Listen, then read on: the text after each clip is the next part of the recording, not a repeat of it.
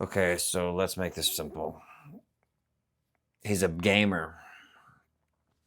He's a gamer, but he's not a freak athlete. He didn't test off the charts at the combine. I'm getting sick of this shit. Excuse me. I'm sick of it. Can we stop with the nonsense already? If he's a gamer, he's a gamer. Can we stop it with the freak athlete stuff? It's so overplayed. Oh, there was this one guy who played in the league for like 20 years. I think he was like number 12 or something. His athleticism wasn't really that great. Hmm, that's crazy. Who else wasn't like that? There was this guy, Josh Norman.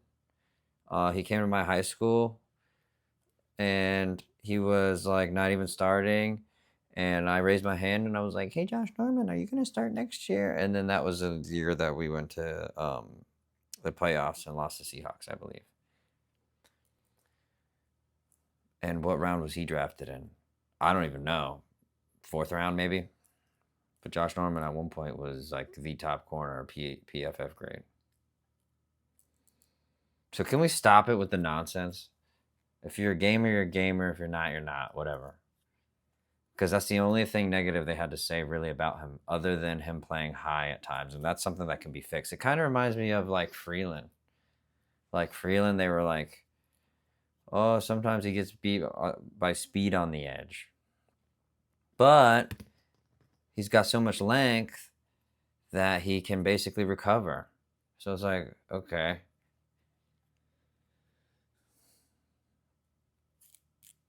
that's a little bit more legit. But overall, overall, he did not test off the charts at the combine, but he shows the ability on film to be effective at the next level. They say that he can basically he demands a double team. If we have Derrick Brown, who deserves a double team, not the fridge, then it's gonna on first and second down. It's gonna be difficult. It's gonna be Star Latulele and K1 Short on early downs, and then on later downs you got a rotation anyway. Bringing your pass rush guys like your Turk Wharton, I guess. I don't even know about that guy. I just saw that we gave him 30 million guaranteed, and that was crazy work. That was crazy work. I think this defense is going to be a lot better. I think this defense is going to be probably top 10 defense, especially bringing this guy in. My first reaction, I had my mind in my mind. I had Jake Rodriguez, Jake from State Farm, Jake from State Farm. It's like a brainwashing ceremony. Jake from State Farm, Jake from State Farm. Jake from State Farm.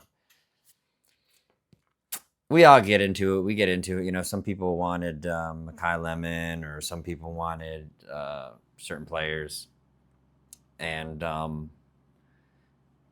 it happens. But overall, I like the pick because you win in the trenches, and we know this. It's always won in the trenches. The Eagles have won in the trenches. Like, if you compare the Chiefs and the Eagles over the years, the Eagles are more of our type, of our style, and that's how they've won. So it's no surprise when Dan Morgan said, "When I'm GM, I'm going to start with the big boys." He went out and spent $100 million+ on the guards, and then now he's always going to have a rotation of these big bodies on the line, and that's correct. In my head, I got thinking we've had such a linebacker problem for so long. We just need to go ahead and double up on linebacker. Like, we've gotta. But to be honest, Ashawn Robinson was a monster. He had like 5 sacks the year before last, and then last year he had 2.5. But also he was just solid. He was one of the only solid. He was the only solid. We had Shy Tuttle, for God's sake, people. Do you remember Shy Tuttle? I think he plays for the Commanders. God bless the Commanders. He plays for the Redskins, but he was one of the only highlights of that season, and I remember thinking, wow, that guy's pretty dang good. And we couldn't keep him, and unfortunately, he went to a rival, and he'll pay for it by getting swept next year. But he got the bag, and good for him and good for his family. I wish him well. But this is his replacement, clearly. And I'm not a scout, so I don't know if he's good. I don't even watch film on these guys. To me, I don't know. I go more about what we're doing, what the thought process is behind the picks that we've got.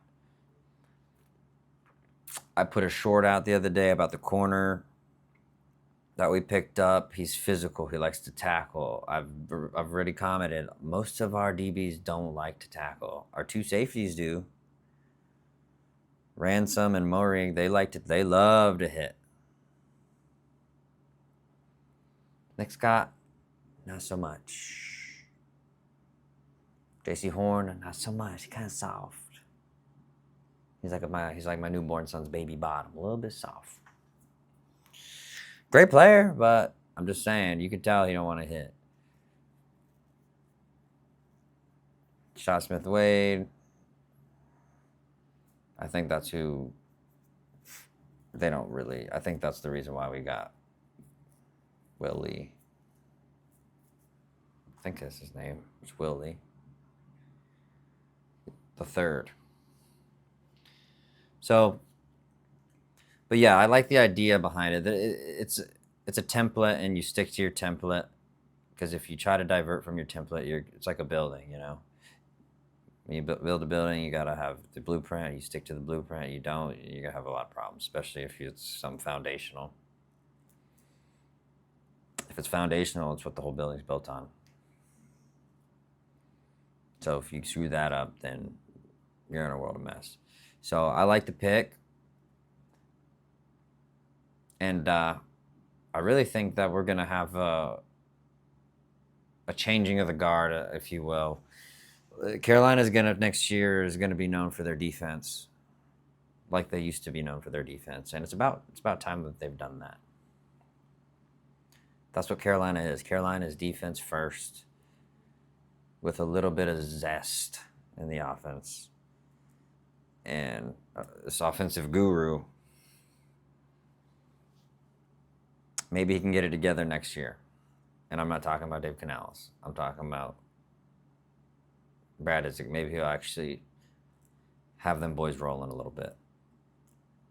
And to be fair with Canales, those two Rams game he dialed it up. But dialing it up every now and then is not good enough. We all know that. Consistency is the name of the game. Oh, one more stat about Mr. Hunter. He had the most tackles for losses in the FBS since 23. Production. You can't argue the production. I mean, Xavier Legette had like 1 year of production. And we drafted him. We moved up to get him. The guy can't even stay in bounds. He's on notice. About time. So, and one other thing that I don't hear anybody talking about. What was with the draft calls? Like Sam Hecht. Yes. Yes, Mr. Morgan. I'm so excited to be here. Thank you. Thank you for draft. Yeah. Appreciate it.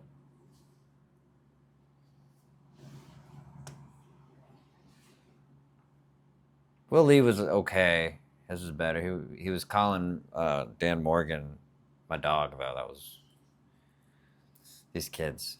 Anyway, like, subscribe, ring the bell.